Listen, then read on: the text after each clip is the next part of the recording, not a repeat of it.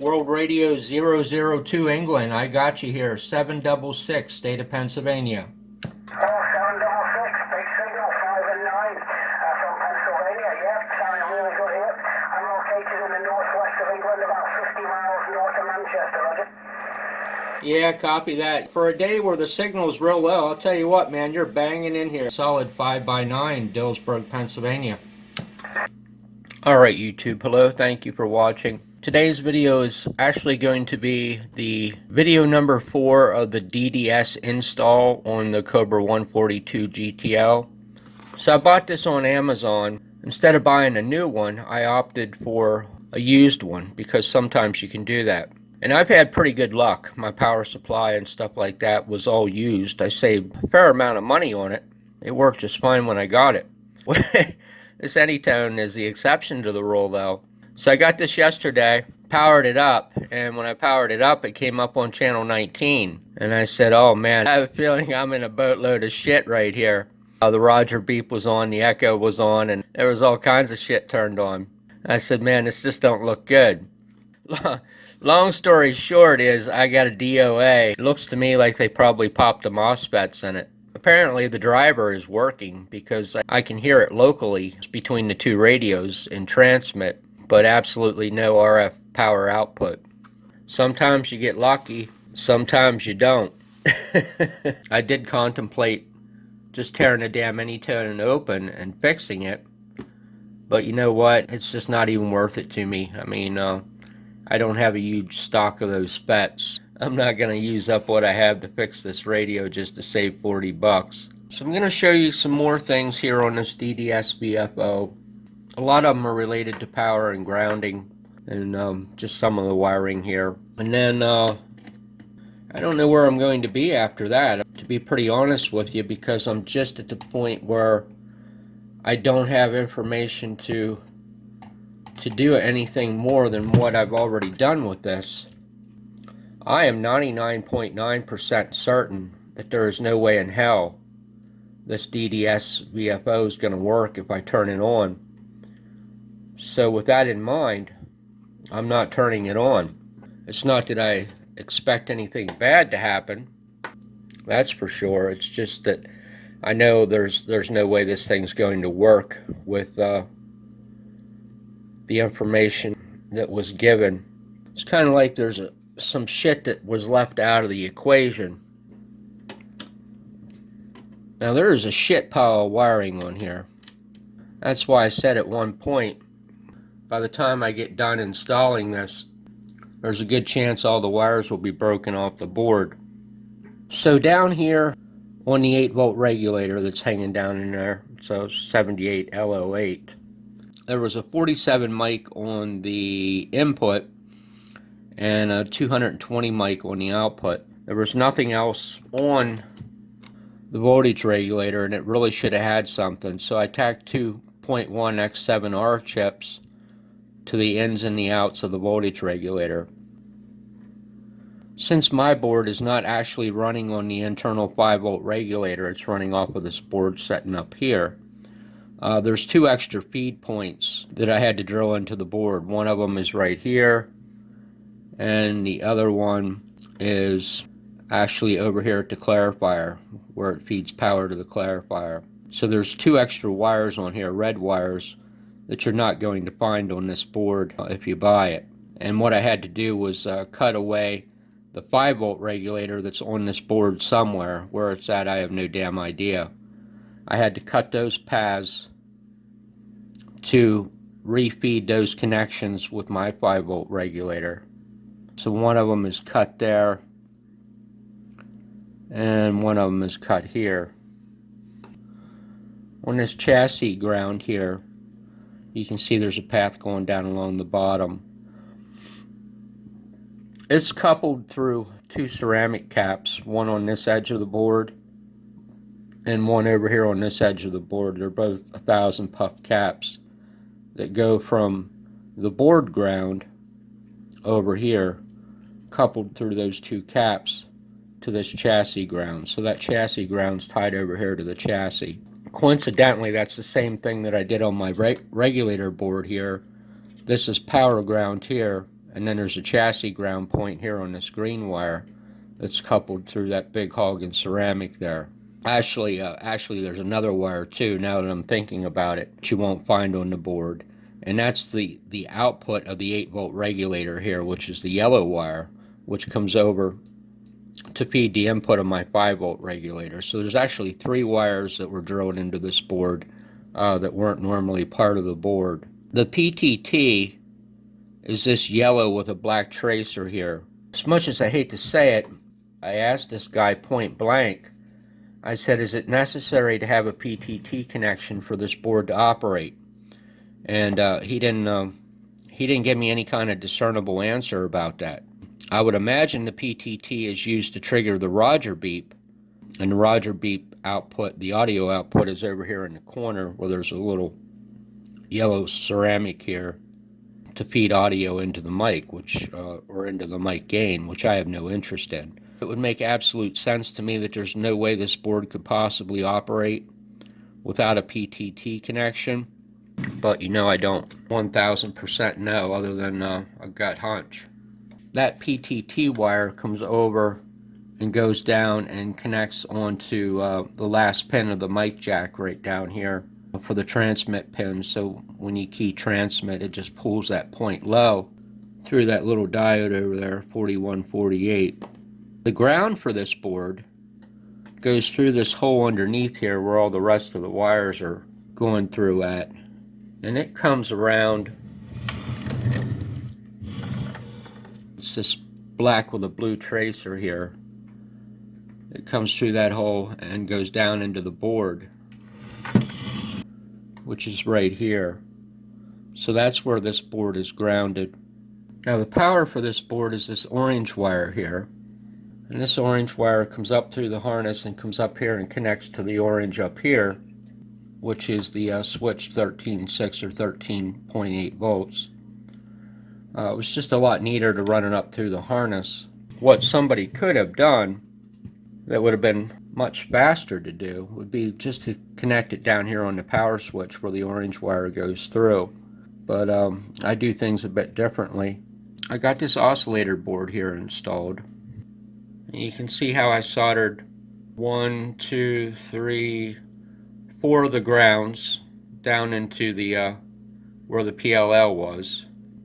This one's ground, that one's ground, that one's ground, and that one's ground. There's clock 2. I'm actually looking through the camera to point the knife there because I can't see the radio with the damn camera in my face. But there's the clock 1 output, and there's the clock 0 output right there. But right here's where the PLL was, and right there's my oscillator board soldered in on the probably what the pin through 1 through, I don't know how many pins were on the PLL, but that board is just set into those empty pads where the PLL was, just as a holding place. So there's nothing connected to any of these connections where the PLL was removed, because everything that was connected is stuff over in here, and you can see I cleared a lot of that out. So everything is isolated. And then what I did is, this was a ground point on that board that I bust over. I bust over 4 ground points. It certainly didn't need 4 ground points bust over, but it just, I don't know, in the way that I do things, that's the way I did it. Now this one here, which is the very first pin coming off that oscillator board, is also isolated. It's kind of hard to see, but the path is cut right back here, where this is a VCC point right here. So I cut that loose from there, and then there's the 100 puff cap that they say needs to feed that can, which is going to be pin number 6. There's pin 6 of the VCO right there, and you can see that there's a can setting in here. So that 100 puff comes over and goes to the pin 6 of the VCO, and it goes to that can as well. There was a lot of stuff in here that was cleared out. Whether or not I got everything, I just don't know. I'm not sure there. That's still kind of tacked in, but it's partially pulled off. I'm going to have to go back and check and see why that's like that. So all this stuff over here was cleared out on the other side where the PLL was. Right here was the original crystal, should be setting in here somewhere, and the trimmer for that crystal, that was all left in. There's a little bit of question in my mind about this R147 that's setting over here. I have that left in right now. I don't know if that's something that can come out or not, but it's in for the moment. But all this over in here was cleared out. There's still a cap sitting in here, which I think may have something to do with this resistor that I didn't clear out. I'm not sure that that can be taken out or not. So right there's the VCO. That is everything that was on the board there that was pulled out around the PLL. There's also one transistor too that I'll get back to in a minute here, but there's the crystal for the 1024 oscillator. There were some little jumpers and stuff that were part of the channel display and stuff. These were all components that were built around the PLL, basically everything that was connected to it. This transistor here is this transistor sitting back there, which on this board is, hell, maybe it's not labeled on the board, but I don't see where the transistor is labeled. But anyway, that transistor number is different between the 142 GTL and the 148 GTL. So keep in mind, the reason I say that is because the best information I had on this, per the sheets that they give you, are for the conversion of a 148. So all these parts had to be transposed in component numbers because the 148 components aren't the same as the 142 GTL, and that holds true with the CAN number as well. My oscillator is connected to CAN 13 right here, where on a Cobra 148 it would be CAN number 16, I believe. And that transistor right here is a different number on the board on a 148 than what it is on this 142. So it's a real pain in the ass. So on here you can see that we have our VCC, our SCL and SDA, or whichever, gray and our brown on the SCL and SDA, which are common connections that carry through over to the LCD display and such. But the ground for this board right here is not connected. It's just kind of tie wrapped up there. And the reason I did that is because I thought it would be better to ground this board at its closest location to the VCO rather than to carry that ground connection back through back to the board ground and also have it grounded at this point in here or independently, because you might get a ground loop. I don't know, but that's why I didn't attach the ground on this board back to the main board. I just grounded it here. And sometimes, you know, I've heard somebody say that they take these boards and solder these boards to a can to mount them. Where you would do that in here, I have no damn idea. Let me see if I can get the number for this transistor that was pulled out here. According to these sheets that come with it, on a 148 GTL, I see them pulling TR20. But on here, this is actually TR19. And the can that 100 puff coming off of here feeds on the 148 GTL is L19, but on here it's L13. It's L13. Clear as mud, huh? Now there's one other thing that I didn't wire on this, and that is supposed to be for the spectrum display in that LCD display. I don't know why you would ever want a spectrum display in something that's less than 1 inch in size, because, I mean, who in the hell is going to be able to see it? But that really wasn't the point why I didn't wire it. Where they show to wire that spectrum monitor into the board here just absolutely made no sense to me. Now, this piece of Teflon over a jumper kind of explain what happened here. There was originally a jumper going from, I think it was pin 1 on the PLL, right here where this cap is, and it was on the top side of the board. There was a jumper that went from here to there, and that was actually VCC. It actually connected to that 1000 mic cap that's sitting in here. You can see that path came over and went to that 1000 mic cap to the plus side of it. So I didn't want to eliminate those capacitors because they all go back through the circuit and carry that VCC line. So when I pulled this jumper out, what I did was, number one, I cut underneath here to isolate the output on that clock oscillator from this power line, and then I re-jumped this power line from here back up to where it was. Originally it was setting from here to there, and all I did was just shifted it over and set it from here to there, and this path is cut underneath there to isolate it.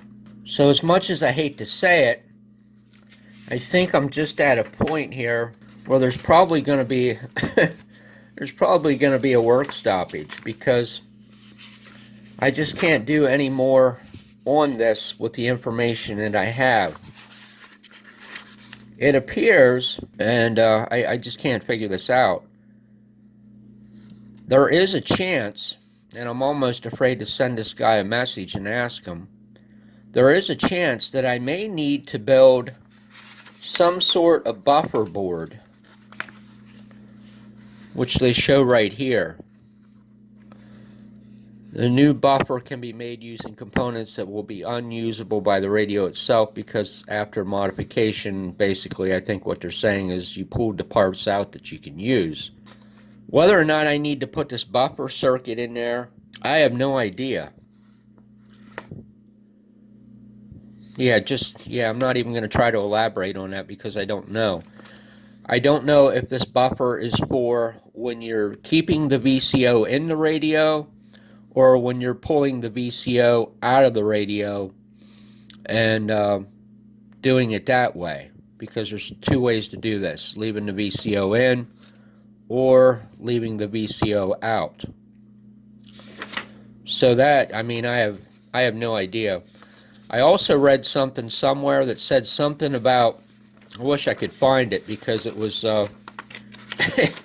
when I read it, it was a little bit disheartening. But basically, I think what it was saying is, okay, you've done all the easy work now that you thought was hard, but now comes the hard part. And it said something about programming.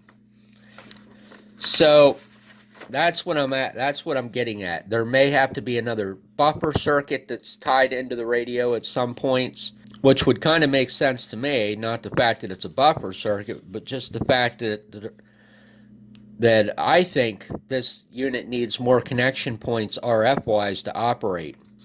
That's why I'm saying this thing's never going to work. And kind of on a messed up note, back to what I was saying about, does this thing need a PTT connection to operate? The question that the guy couldn't answer. Not broadcasting and troubleshooting. Check if the PTT voltage makes voltage below 2 volts. So that right there implies that in order for this sumbitch to transmit, you got to sense PTT to the board. But then there's also some statements made in here that lead you to believe the PTT connection is only for the Roger beep. I don't buy that at all. So once again, this information, I mean, and I'm not getting nasty and ragging on these guys. I'm just saying it's not presented well.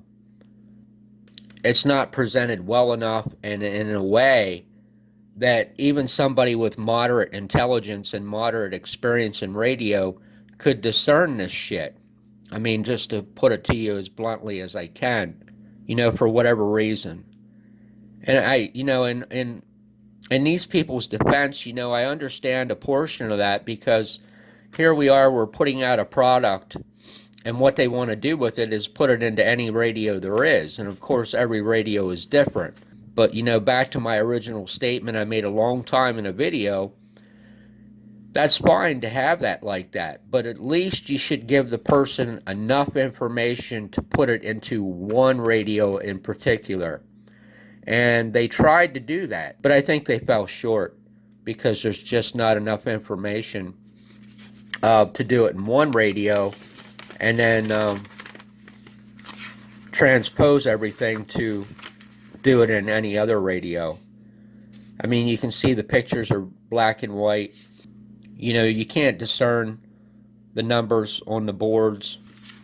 This is the original picture of everything in the 148. That shit. I mean, you have to pull up schematics from other sources.